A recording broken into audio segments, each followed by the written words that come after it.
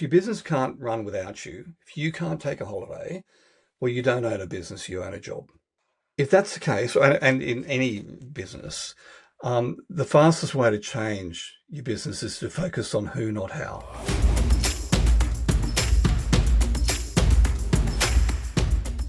Hello and welcome back to episode 182. The phrase scaling your business is thrown around quite a bit, right? And especially with my conversations I have with guests, growing, scaling your business. What does it actually mean and how do you do it? Well, I have found the perfect guest to have a fantastic conversation with you guys about this. His name is Jonathan Herps, and he is the founder and CEO of Scale Up Growth and the Scale Up OS. So essentially, he has a really rich, diverse background as being a CEO himself and working with massive companies. And then he had a lifestyle change, which he'll tell you about, where now what he does is he coaches founder CEOs to basically break through that $3 million barrier to scale up to 10 million plus. And he's the host of a podcast as well, Stories of Scale. He's been a CEO 4 times. He has over 20 years experience doing this stuff, you guys. We have an amazing talk. When you talk to somebody with such a breadth of wisdom like he does, like he has, every sentence, every phrase that he says, you listen to, because there's little gold nuggets throughout everything he says. And I'm really honored to have him on the show and bring these conversations to you guys. So if you are feeling stuck in your business, and as you'll hear from him, like you truly have a job and no freedom or flexibility to do what you want or have holidays, then you must stop what you're doing and listen in to this episode now. Okay, are you guys ready? Shall we do it? Let's welcome Jonathan Herps onto the show. Jonathan, welcome to the show. Thank you for being here. How are you? Heather, I'm very, very well, though a bit cold where I am, so rugged up. Yeah, I feel you. We're only an hour, we're probably a couple hours away from each other. So yes, definitely. Now, I always like to start the show with a few quick, tangible takeaways. And honestly, sure. I don't think I could be talking to anyone that's more perfect for this question based on your business and all the CEOs that you've helped. Thank you. I'm really interested to hear how you're going to answer it. So what are a few actual tips, tangible steps that somebody can do when they're growing their business, they're scaling their business, and they want to do it with more balance and not so much of that hustle and grind constant culture? Yeah, no, thank you. And a great question. Maybe if I can position myself just a little bit first. Absolutely. I am a CEO, coach and mentor, and I focus on my clients when they start with me have hit a barrier, and it's normally about $2 to $3 million in revenue. Yeah. And there's a really interesting background in there. It's the ones and threes. So it's 100,000, 300,000, 1 mil, 3 mil, 10 mil, 30 mil. Like that's when the founder, the CEO really needs to change the way they think and the way they operate. And so I focus on helping my clients when they come to me break through that $2, $3, $4 million barrier and scale above $10 million. And the key for that is getting out of the way. Normally, my clients, when they come to me, what I hear is, I can't take a holiday. They come to me for every decision. My staff can't make decisions themselves. All of that stress-related stuff that kills a lot of businesses because the CEO doesn't know how to make it happen. So, 3 tips for growing a business with your question, with less hustle and more balance. Yeah. Hire A players. Okay, so it's all about getting out of your team's way and stop being the bottleneck. And the reason that you're the bottleneck a lot of the time is you don't have the right team. Now, an A player is someone who is high on values, on your and the business's values, and high on productivity in their role. Yeah. They normally cost more. They do. And they can, cost 20-30% more than the average leader or team member. But the thing about them is they'll 10x the productivity. They'll come to you with solutions, not with problems. So hiring A players first and foremost. Secondly is do less, but do it better. So focus on 2 or 3 key, maximum 5 winning moves over 3 years, and winning moves that drive 80% of your results. And just stop doing it all. Steve Jobs had a great quote, which was strategy is about working out what not to do. Right. And thirdly, lock in weekly, quarterly rhythms so that your business runs without chaos. Have those weekly leadership team meetings with key agendas that makes your business frictionless. So the 3 things: hire A players, do less and do it better, and get the rhythms in place. It's really Hope good. that's helped. Yeah, no, very helpful. And it's interesting when especially when you were saying people that come to you with solutions and not problems. My brain just went back in time 10 years over all the people throughout the years on my team. And I know exactly the type of person you're talking about. You can spot them straight away when they get on Exactly the team. right. Yeah, Exactly absolutely right. brilliant. And They make so it easy for you and your staff and your customers to do business. what about meetings? Because there's so many sort of theories and frameworks on how to manage and handle meetings and with your team so you're not wasting time. Do you have any tips around how to have a Yeah. good meeting?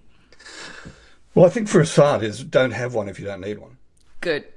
So many people, so many companies are just bogged down in meetings that they don't need to have. I coach my clients that they have a day of meetings only a week, so one day only, and batch everything into one day, and then you've got 4 days to work on your business and seeing your clients.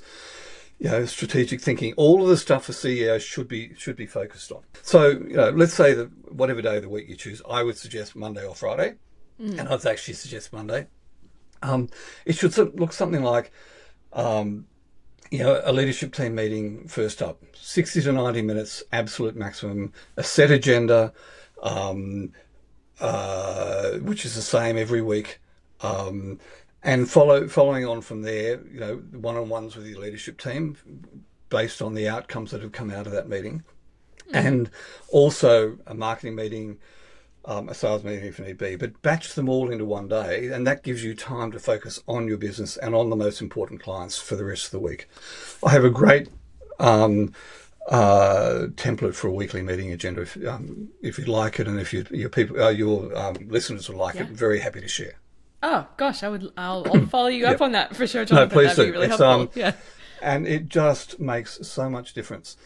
For issues management, for task management, for tracking, and also making sure the team focuses. It's really interesting is I feel like growing up in your professional life, you always think, oh, I have to have a meeting. So I love that you thought you say you don't have to. And secondly, I've been doing something interesting with some of our larger clients where we do working meetings. So we'll literally meet and action at the same exact time. And it's been incredibly powerful to do some of these higher level strategy action. Like literally they're jumping on with their team and they're actually getting things done. So thank you for sharing that information. And I think the other thing is it's about the rhythm of meetings. So at the leadership team meeting, at the leadership level, a weekly, which also has dashboards and scorecards attached to it, a monthly, a quarterly, and I work on the theory of we have a 3-year plan with three-year winning moves, strategic winning moves, and then we have 12 quarterly sprints to get to that 3-year plan. And so at one level with my clients, I'm off site with some of my clients for 2 days every quarter. And this is the working meeting you're talking about. Yeah. And I think we can talk about AI later on. I'll explain we're going a bit. to. Oh, good. I'll explain a bit how we use that. Okay, good. Well, we'll definitely loop back to that towards the end. And I think now would be a really good time to know about you and your journey. Why did you start your business? Because I moved to Barrel. Really? Sounds strange. Yeah. So It's a bit early for them, but in about 40 minutes, my two 11 going on 12-year-olds will storm through the door. My wife and I, the last big CEO gig I had was based in the Middle East, and Okay. I was I worked for the eldest son of the ruler of Abu Dhabi and ran a company called Abu Dhabi Capital, which was all about his international property Wow. business. About 600 staff in many countries. So I had to move to Dubai to meet a girl who grew up 10 minutes drive from where I did in Sydney. Along the way, we adopted two beautiful little kitties from Ethiopia. Wow. So we sort of stand out in this waspy town Yeah. of Barrow, where mum and dad are tall, white and blonde, and I've got two Ethiopian babies. Anyway, we decided that we wanted to bring them up at home. So we moved back to Australia, moved to Barrow, where my mother-in-law and sister-in-law lived. And, I really didn't want to go back into a big CEO role again. I've been a CEO 5 times now, ranging from 20 staff up to the multiple hundreds. And I knew that I'd have to travel a lot, so I just didn't want to do that. Yeah. So, I started out as a non-executive director. That was my plan. I'm still companies like Dome Gold Mines, a gold exploration company facing into Fiji, the Australian Expatriate Superannuation Fund, which I'm still a director of. Okay. We've now got $650 million under management. But, I was bored, to be honest. And a CEO mate of mine asked me to coach him. And one thing led to another. And you mentioned to me earlier about Vern Harnish. Another friend from Dubai suggested I go and meet him in America, and I became a certified scaling up coach back in 2017. Yep. And the thing's just certified from there. I've now coached hundreds of clients, and I do it predominantly on Zoom. So Incredible. I'm one of those people that COVID didn't really, in fact, COVID worked really well for me. It changed. I don't travel as much as I used to now, but I've still got clients in the Middle East and Asia, but predominantly I do the large majority of the coaching by Zoom now. I like that you changed gears so dramatically as well, and you were able to do it. Because people these days, we can tend to feel stuck in our roles or the business that we've created. Do you have any advice to people that are sitting here listening, like, "Oh, Jonathan, all well and good for you. You created this perfect dream lifestyle for yourself." Yeah. What would you say to someone that's feeling rather stuck in their business? Build a vision. One of the first things that I do with new clients is sit down and we work on the clarity of the business, and clarity on their life as well. So many founders and CEOs, they've actually built themselves a job. They haven't built themselves a business. Yeah. If they can't get away for a month on holiday, if they can't get away for a day or two, a week to think, they don't actually have a business. They've actually got a job. And so the first thing is working out what is it that they want in their life and in their business. And I learned this from a guy called Brian Scudamore. Brian was the founder of 1-800-GOT-JUNK. Oh, I remember. Yeah. Yeah, and he had this business. He was financing himself through college in Canada, I think it was, and picking up junk and taking it to the tip. Great business. It's now one of the largest, still one of the fastest growing franchises in the world, and I think they're about $1 billion in revenue a year. Wow. But he got to 12 staff, and by the way, that's one of the valleys of death I talk about. You hit 12 staff and everything turns to crap. And he wasn't coping, and he took a pad of paper and a pencil and went down and sat by the water and wrote out what he called his painted picture of what the business should look like. The end result was he went back to the office, he sacked everybody, literally, and started again. Wow. And got, $1 billion business. But along the way, one of the things he wanted was this freedom from his business, and that meant having the right A players, which I talked about earlier, and having the right plan, etc. And When he got to about $10 million in revenue, he hired a guy called Cameron Herold, who's a mate of mine from the States. Cameron's written a fabulous book, or he's written a number of books, but one of them is called Double Double. I highly recommend it. Okay. And Cameron talks about what he called the vivid vision. And under Brian's vivid vision, he wanted to hire a COO, and he ended up hiring his best mate, Okay. Cameron. And Cameron and Brian took the business from $10 million to $100 million in revenue. And by the way, there's a second book by Cameron called The Second in Command, which is a fabulous book on how to work with a COO. Okay.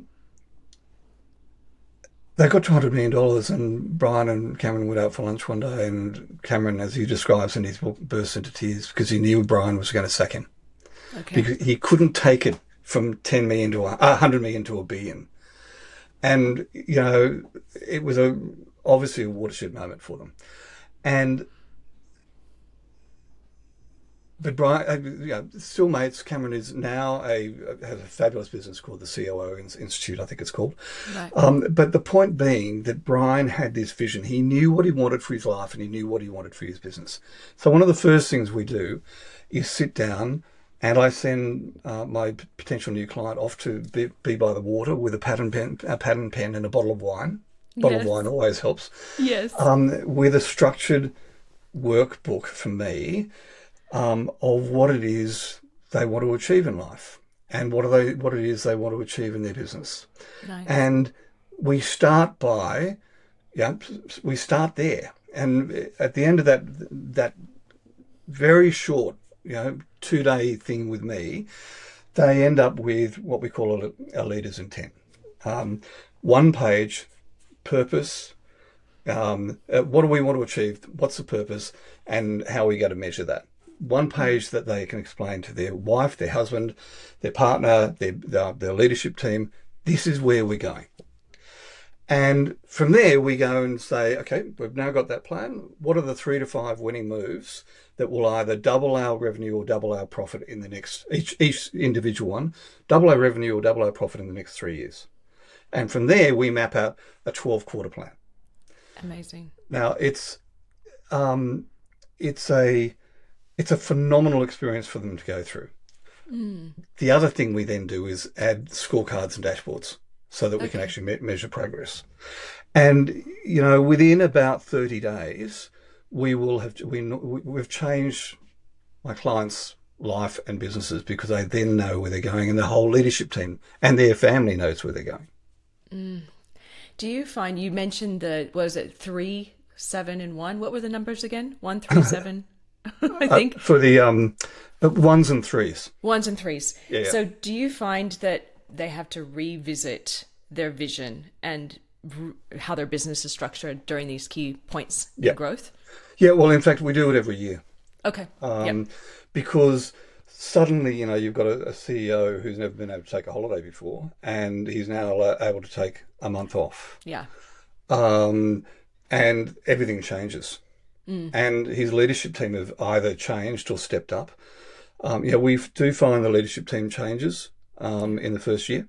Okay. And in fact, it's the ones and threes.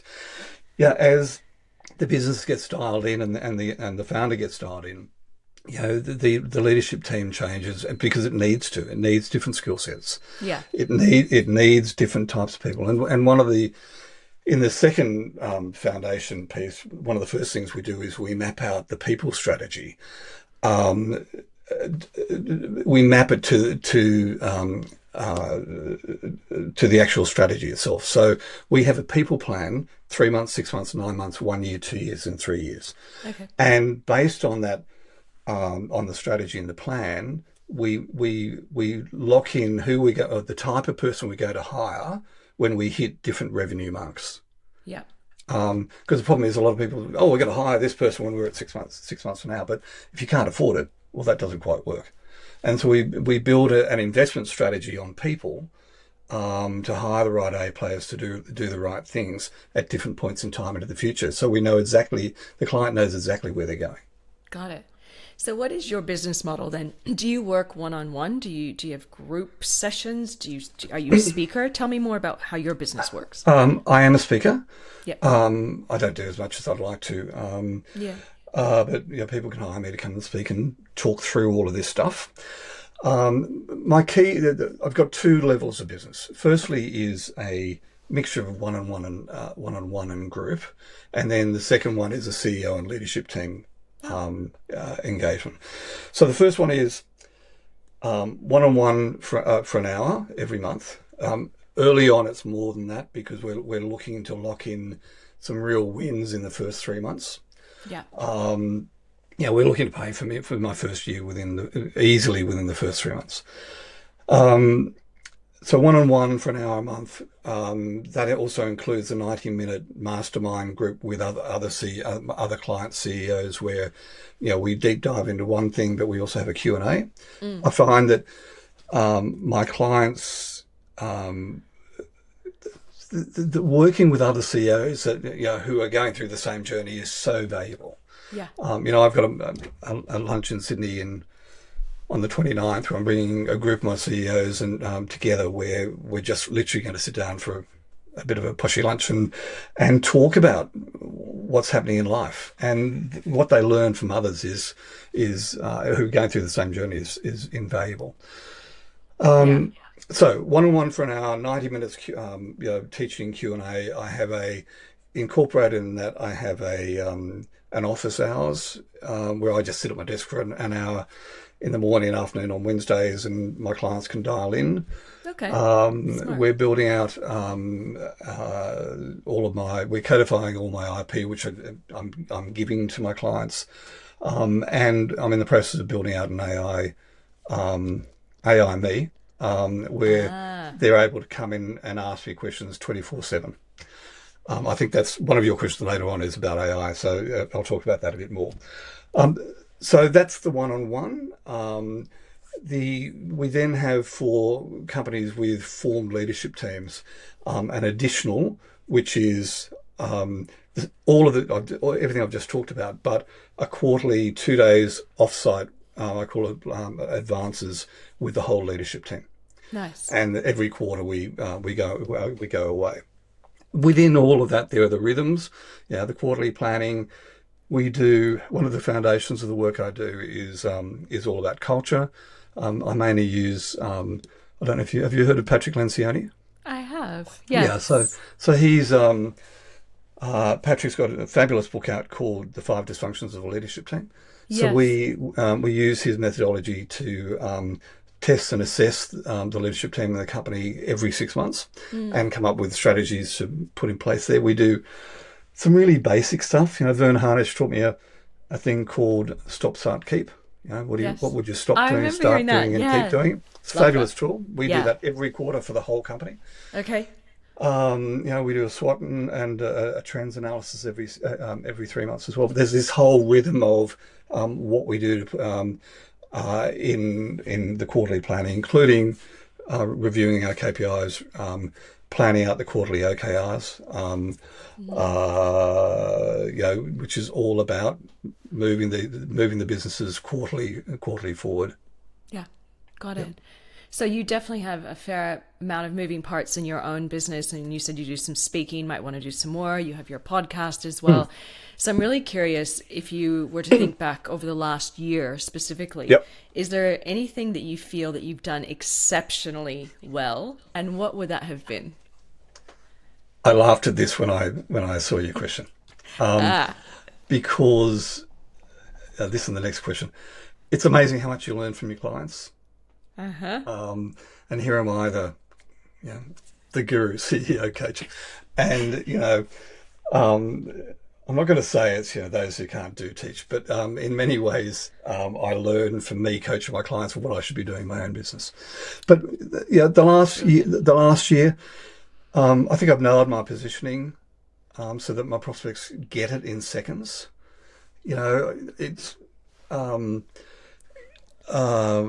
It's very, very easy to complicate, telling what you do. So that keep it simple, stupid concept really works. Yeah. I simplified my offers. Yeah, we've got two of them now, so that my prospective clients know exactly what they're getting. Yeah. I've simplified who I work with. Um, I've decided that there have been times that I've taken the wrong clients on, Yeah. and I don't want to do that anymore. So I'm now rejecting more clients, as it turns out, than taking them on. And I've limited the number of clients I work with. Yeah. And I suppose the other two things, I built a content engine, and particularly including video, that it's one of the reasons I was keen to do the podcast and be asked your podcast and be asked questions, so that people can, they can almost try before you buy, by seeing who I am. And how do they do that? Through you mentioned my podcast, and thank you, but I've now interviewed 128 CEOs, founders and CEOs, Incredible. and we have a set series of questions and a phenomenal learning experience for anybody at any level. And I'm now doing teaching, CEO teaching podcasts as well, which is about, I'm very open about giving. I'll give away anything Yeah. because I want to have that impact. So I suppose, it's all about simplifying things. I'm hearing that as a theme. Yeah. You even said it earlier. This is what you Yeah. need to do to scale. So, Yes, that's right. not surprised. I'm curious because you said you're saying no to more clients as well. So you're really honing in on the right ones. How do your processes and your systems work to actually pre-screen and align with the people that you want to work with? Yeah. That's what I'm looking for. Yeah, I mentioned to you, I'm going to show this to you before I answer that question, but Sure. can you see that? I can see it. Yeah. What is Okay. that? I mentioned about making it simple. Yeah. This is about how do you, and this is one of the things I work with my clients. It's how do you visually explain what you do? So, Yes. the $10 million business that runs without you. That's your Three, framework. Yeah. yeah, three pillars, foundations: Yeah. clarity, team, profit. There's being able to show people simply what you do and how you do it, and then link all the right tools, frameworks, and playbooks into it, becomes a real key thing. How do I choose clients? Normally, prospective clients come to me. They've seen my content on LinkedIn. They've seen the podcast. Something I've said has resonated. I found a CEO at about $4 million revenue rang me 2 weeks ago and just said, I saw this podcast about, being drowning in my own business, Yeah. and that I built a job for myself, and it resonated with them. And so the next step is a 25-minute, I call it a growth call, literally, where I'm assessing, is the founder the right, someone I want to work with? Okay. If they are, and if they've got, one of my key criteria is they've got to be learners, whether it be reading or whether it be video or whether it be listening, audio. If someone's not willing to learn and be challenged, I'm not interested. There is a bit of a personality thing in there. Of course. My engagements are long, minimum a year, but I've got one client who's been with me for 9 now. My average is minimum 3 years. So if I don't think I'm going to like them, You just and vice versa. So it's a 30-minute clarity call, for want of a better word, where I help them with one key strategic issue, and they'll normally come out with 2 or 3 tools that'll help them. And if we both like each other, we then progress to a 90-minute strategy session where we deep dive into 1 or 2 real areas of pain for them and solve those. And at the end of that, we'll both have an idea whether we want to work together or not. I like how you also work for I'll call it the low hanging fruit too. You said in the first few months you just want to make sure that they earn back what they paid to you. I think that's brilliant, because why would they want to leave you if they've got those big results? And that's exactly right. And I've one of my clients, I won't name her, but she'll probably work out who she is. I love working with her because she just she's like a sponge. She won't make the decision straight away, but it all goes in, and suddenly it's like, she's executing and implementing on things, but she's taken her business below that $3 million barrier, and we're well and truly on the way to the 10 plus in the space of 2 years. Wow. Um, and that excites me. Yeah. Yeah. Right person, right mentor. I know there's a lot about that. That's exactly right. Yeah, you're gonna love this. You saying that just made me think of a friend of mine who investor multiple companies, and I said to him one day, I'm like, "Hey, how do you decide who to work with and who to have in your peer Yep. group?" And he said, "If they ever say the words, 'I already know that,' I don't want them in my circle." Yeah. Yeah. I think that's really fair. Yeah, Yeah. I've always hung on to that for 20 years since I met him. So now I want to change the tables a little bit to something that you wish you could have improved on, because you talked about, I mean, you've simplified, you've gotten really clear on your offer Yep. and everything, but what is something you might have done better in the last year as well? You mean the same thing that I coach my clients on? Um, Absolutely, Jonathan. Yes. so I suppose it's not really one thing. Okay. Stop waiting for perfect. Uh, Ship it now and improve later. Um, yeah, I think so many CEOs try and get it perfect, and they should have shipped it a year, 6 months, 3 months earlier. yeah. Because you can improve it and enhance it. And it's fascinating, when you ship early and ask your clients what they think, it improves it so much. Definitely higher A players, high on values, high on productivity in the role. Yeah, a pattern I've noticed, Heather, is that A players may cost 20 to 30% more than a B player, but they deliver 10x the value. Yeah. So you're better going with an A player that you can afford rather than a B player. Because they're the ones that come to you with solutions. They're the ones that come up with the enhancements for your business that allow you to get out of the business. Mm. Um, I think delegate sooner. And if you've got Yeah. A players, you can delegate sooner, because that buys back your time for higher value work and to think on the business. Mm. And I mentioned that I'd stopped my podcast for a while, You and did. I realised, it was the wrong thing to do. Okay. So when it's working, go hard, focus on less. Very good advice. One of the last questions I want to ask you is Hmm. a little bit about the future and yes, AI. So Hmm. where what's the future look like for you, your industry and your business? So I'm a coach mentor.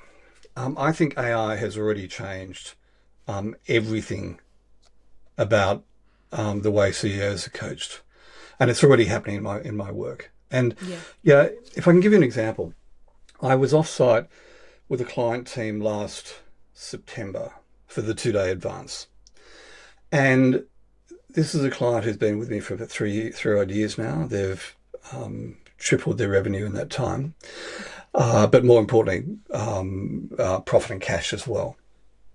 Yeah. When we started, the leadership team they had was just wrong. So we went through a series of hirings to put another senior team in place.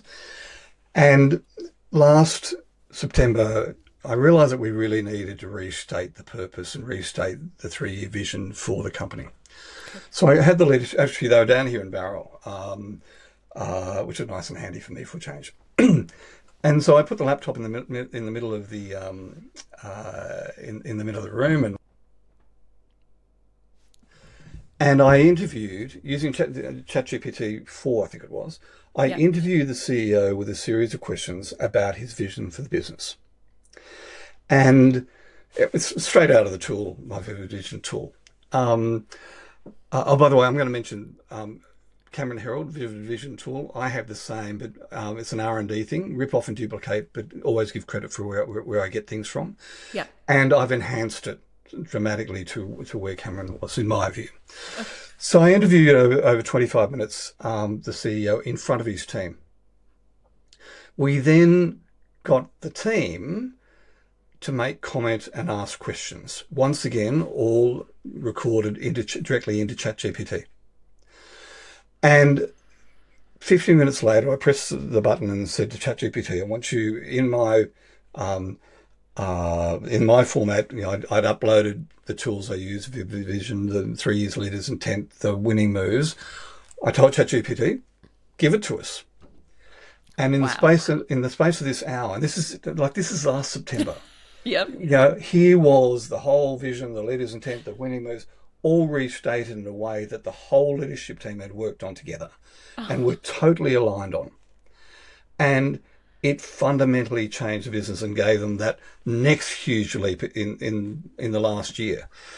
That alone is a fundamental change in the way we can do business. And like, I don't see AI replacing me, but I certainly see it enhancing the way I do things. I'm working on GPTs at the moment so that my clients, we're literally loading every tool, I've done 360 blogs over the years. I've every tool, everything I've written, everything I've recorded, we're loading into a GPT.